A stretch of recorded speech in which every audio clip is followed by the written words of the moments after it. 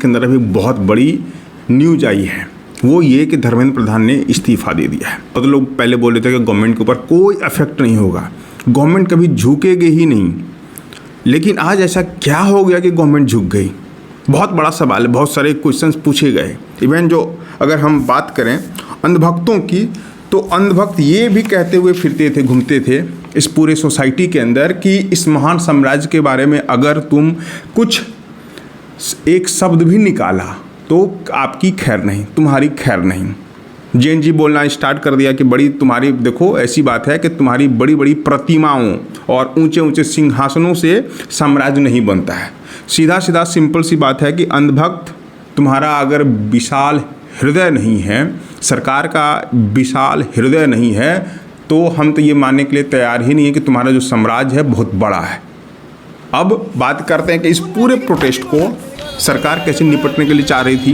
पहले तो इस बात करें कि इस पूरे आंदोलन को क्या नाम दिया गया, ये एंटी नेशनल्स पहले यहाँ से स्टार्ट होती है, फिर पाकिस्तान पे जाते हैं, फिर धीरे धीरे वो चाइना से जोड़ना स्टार्ट कर देते हैं।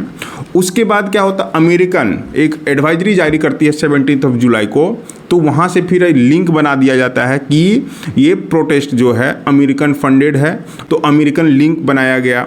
फिर उसके बाद गल्फ़ कंट्री में चली जाती हैं, क्योंकि जोमेटो, स्विगी जैसे डिलीवरी ऐप्स जो है बच्चों को खाना पहुंचाना स्टार्ट करती है। बहुत सारे ऐसे लोग थे देश के अलग अलग कोने में, बाहर में भी जो प्रोटेस्ट कर रहे थे, जैसे कि ऑस्ट्रेलिया में प्रोटेस्ट हुआ, यूके के अंदर भी प्रोटेस्ट हुआ, तो वहाँ के जो इंडियन लोग थे वो बच्चों को सपोर्ट करना स्टार्ट कर दिए और इसकी वजह से खाना भी डिलीवर करते हैं। गवर्नमेंट ने उसको बैन कर दिया, धीरे धीरे कंट्रोल में करने की कोशिश की। अगर बच्चों को खाना मिलेगा ही नहीं, वहाँ पे सैनिटरी की जो व्यवस्था है, हाइजीन की जो व्यवस्था है, टॉयलेट्स हैं, वो सब अगर ख़त्म कर दिया जाए तो बच्चे वहाँ पे टिकेंगे नहीं। लेकिन गवर्नमेंट के नाक में दम हो गया, इस बात को मानना पड़ा गवर्नमेंट को कि नहीं हमारी गलती है, सरकार झुकी। में सनातनी विरोधी बातचीत हो रही थी कि ये जो प्रोटेस्ट है पूरा का पूरा सनातनी विरोध ही है, देशभक्ति इन लोगों के अंदर नहीं है। साथ ही साथ ये भी ये बोला जाना स्टार्ट हो गया था यहाँ पे पढ़ने वाले लोग नहीं हैं। बहुत सारे लोग, ये बात सही है कि अपने बच्चों के सपोर्ट में वहाँ पे गए। बहुत सारे ऐसे जो लोग हैं जो अपने बच्चों को साथ वहाँ पे लेके गए। हमारे आपके ऐसे पेरेंट्स हो सकते हैं जो शायद इस प्रोटेस्ट को नहीं जान पा रहे हैं, क्योंकि वो आज भी उस डिजिटल मीडिया में है जहाँ पे नैरेटिव बनाया जाता है, जहाँ पर गोदी मीडिया पूरी नैरेटिव सेट कर देती है। इस बात को हम मानने से इनकार नहीं करते हैं। इसीलिए हमारे माँ बाप, बहुत सारे ऐसे लोग हैं जो उन बच्चों को सपोर्ट नहीं कर पाते हैं, जो हकीकत को नहीं जान पाते हैं, इस पूरी बात को समझ नहीं पाते हैं कि क्या हो रहा है। इसीलिए बहुत सारे लोग वहाँ पे प्रोटेस्ट करने के लिए नहीं जाते। लेकिन जिनको ये मालूम है कि देश के अंदर क्या हो रहा है, चीज़ें कैसे बदल रही हैं, इस गवर्नमेंट के अंदर बहुत सारे स्टेट में चर्चाएं हो रही हैं, तो वहाँ पे क्या होता है, लोग जाना स्टार्ट कर देते हैं। निर्मला सीतारमण का कहीं पे वीडियो चलाया गया था, उस वीडियो में ये बात सुनने को मिला था कि नीट पेपर लीक होता है, कोई भी पेपर लीक होता है, इससे बच्चों को पढ़ने का मौका मिल जाता है।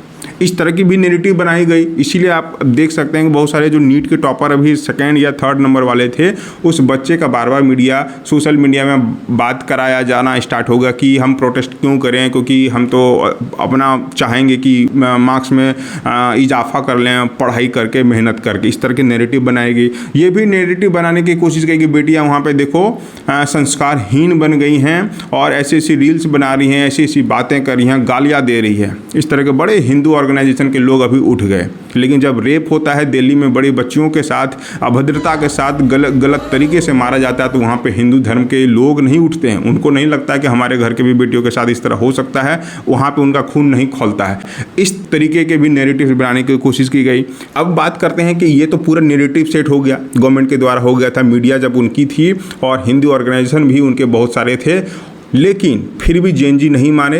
तो यहाँ पे सरकार जब झुक जाती है तो उस पर आप विश्लेषण आपको करना पड़ेगा, एनालाइज करना पड़ेगा, इससे गवर्नमेंट के इमेज को क्या होता है। पहली बात यह है कि अब देश के अंदर जैन जी ये मानना स्टार्ट कर दिया है कि हमारे देश में एजुकेशन, हेल्थ, इन सब चीज़ों पे बातचीत होगी तो हम तुम्हारे साथ हैं। उन पीढ़ियों के बारे में बात नहीं करेंगे जो हमसे पहले जन्म लिए हैं और वहाँ पे सिर्फ जाति धर्म की बात ज़्यादा हो रही थी और हम उस चीज़ को एक्सेप्ट कर लेंगे, नहीं करेंगे। दूसरी जो बात यह है कि जो जब भी किसी देश में, इस देश में बीजेपी गवर्नमेंट के खिलाफ कोई क्रिटिसाइज करता था, बार बार उन लोगों को एंटी नेशनल या फिर पाकिस्तानी एजेंट होने का बात बताया जाता था। चाहे आप इथेनॉल का मुद्दा उठा लो, इथेनॉल के बारे में अगर बताओ, गडकरी साहब ये कहना फिर स्टार्ट कर देते थे भैया वो तो एंटी नेशनल है।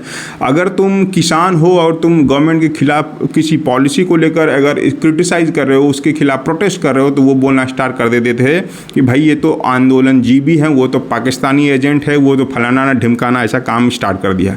उन सब चीज़ों को भी इग्नोर किया गया इस प्रोटेस्ट में। साथ ही साथ इस आंदोलन से एक बात और साबित हो जाती है कि जिस भी गवर्नमेंट के अंदर तानाशाही डिक्टेटरशिप का जो कॉन्सेप्ट धीरे धीरे आना स्टार्ट, उसके ऊपर भी ये एक बहुत बड़ा, उनकी साख के ऊपर, उनकी इमेज के ऊपर एक बहुत बड़ा डेंट है। प्रोटेस्ट के अंदर अगर देखें तो पूरी गोदी मीडिया का मजाक बनाया गया। बहुत सारे लोग ये कहना स्टार्ट कर देते हैं भाई जो लोग वहाँ पे गए हैं, माइक लेकर गए हैं, उनके साथ ये बदतमीजी नहीं होनी चाहिए। मैं भी इस बात को मानता हूँ कि भाई बदतमीजी नहीं होनी चाहिए, वो भी आखिर किसी के पेरेंट्स हैं, किसी के माँ बाप हैं, तो उनके साथ ऐसी बात नहीं होनी चाहिए। लेकिन क्या वो आक्रोश किसी पर्टिकुलर पर्सन के लिए था? नहीं, वो पूरे के पूरे जो आक्रोश था, एजिटेशन, उन लोगों के खिलाफ था जो गलत नैरेटिव टीवी पर सेट करते थे। कोई भी हो जिसने ये देश के अंदर कसम खाई थी कि हम मीडिया वाले हैं तो मीडिया के न्यूट्रल होकर काम दिखाएंगे, सरकार की क्रिटिसाइज भी करेंगे और उनकी अच्छी बातों को दुनिया के सामने दिखाएंगे भी, लेकिन उन लोगों ने ये बात नहीं साबित कर पाया और इसी वजह से उनकी मीडिया को भी उस एजिटेशन से भगाया गया। और साथ ही साथ ये भी बात साबित हो जाती है कि किसी प्लेटफॉर्म को अगर तुम कब्जे में कर लेते हो, स्पेशली डिजिटल मीडिया, जब गोदी मीडिया हो या डिजिटल मीडिया, तुम अगर उसको तुम कब्जे में ले लेते हो, लेकिन फिर भी ये जेएनजी आंदोलन इतना बड़ा चला गया क्योंकि उनके पास मोबाइल थी, उनके पास बोलने की ताकत थी, इस कॉन्स्टिट्यूशन ने दिया। अपने एजिटेशन को अपने तरीके से दिखाने का प्रयास किया गया है। इसलिए इस पूरी सिस्टम को देखें तो इन सब चीज़ों को नकारा गया है, इस पूरी की पूरी आंदोलन से। इस बात को भी नकारा गया है कि जो हमसे पहले की पीढ़ियां हैं, उन्होंने जो गलतियां की हैं, जाति और धर्म पे बंटकर उनके नाम पे वोट देकर, इस बात को भी नकारा कि जेएनजी भैया देखो हम तुम्हारी इन सब चीज़ों पे नहीं पढ़ने वाले हैं। तुम जाति के नाम में अगर बांटने की कोशिश करोगे, अगर तुम यूनिवर्सिटी से एडवाइजरी जारी करोगे बच्चे तुम्हारे यहाँ के किसी भी प्रोटेस्ट में पार्टिसिपेट नहीं करने चाहिए, तो इसका पूरा का पूरा नेगेटिव इम्पैक्ट पड़ेगा और बच्चों ने ये दिखा दिया कि हम इन सब चीज़ों को मानने वाले नहीं हैं। साथ ही साथ बच्चों ने ये भी दिखा दी कि अगर एकजुट होकर हम वॉइस उठाएंगे तो कितनी भी सरकार बड़ी हो जाए, कितनी भी आपकी पार्लियामेंट के अंदर एमपीज़ की नंबर बहुत ज़्यादा हो, क्यों ना 400 से भी ज़्यादा आपके एमपीज़ हो जाए या 22 से भी ज़्यादा आपके स्टेट में गवर्नमेंट बनी हो, हम उन सब चीज़ों को नहीं एक्सेप्ट कर पाएंगे क्योंकि हमारा फ्यूचर हमारी एजुकेशन पे डिपेंड करता है, हमारा फ्यूचर अच्छी हेल्थ पे डिपेंड करता है। इन सब चीज़ों में बात करें तो ये साबित कर देता है इस आंदोलन। गवर्नमेंट की अकाउंटेबिलिटी की बात करी जाएगी तो बार बार ये याद रखा जाएगा, जिस गवर्नमेंट में कभी कोई मिनिस्टर रेजिग्नेशन नहीं देता था, उस गवर्नमेंट के मिनिस्टर को भी रिजाइन करना पड़ता है। ये आप सभी लोगों को पता है कि राजनाथ सिंह ने कभी कहा था कि इस गवर्नमेंट में रेजिग्नेशन नहीं होता, ये यूपीए गवर्नमेंट नहीं है। लेकिन आज उस बात को साबित कर दिया गया कि भैया आप कितने भी बड़े गवर्नमेंट के लीडर हो, आप चाहे 20 से 22 स्टेट में आपकी गवर्नमेंट हो, अगर जनता चाह लेगी तो आपको उखाड़ फेंकेगी। आपकी तानाशाही अगर डिक्टेटरशिप इस देश के ऊपर थोपने की कोशिश करी जाएगी तो उसको उखाड़ फेंका जाएगा। आपको उखाड़ फेंका जाएगा अगर आप हनुमान जी का पतंग बनाकर उड़ाएंगे, चाहे हनुमान जी को छोटा दिखाने की कोशिश करेंगे, तो ये हिंदू भी, ये सनातनी भी आपकी बात नहीं मानेगा। आपको ये तय करना पड़ेगा कि अगर आपकी गवर्नमेंट में किसी भी तरह की कोई प्रॉब्लम है, समस्या है, तो उसको आपको निकालना पड़ेगा। अंत में यही कहना चाहूँगा कि आर्टिकल 19 के अंदर जो फंडामेंटल राइट्स दी गई है देश के अंदर, कॉन्स्टिट्यूशन के अंदर लोगों को जो दी गई है, उस कॉन्स्टिट्यूशन का पावर दिखा और इसकी वजह से ये गवर्नमेंट को हार माननी पड़ी। ये साबित हो गया कि आंदोलन से, वॉइस रेज करने से देश की सत्ता हिलती है, देश की गवर्नमेंट को झुकना पड़ता है, क्योंकि ये देश जो है डेमोक्रेटिक कंट्री है।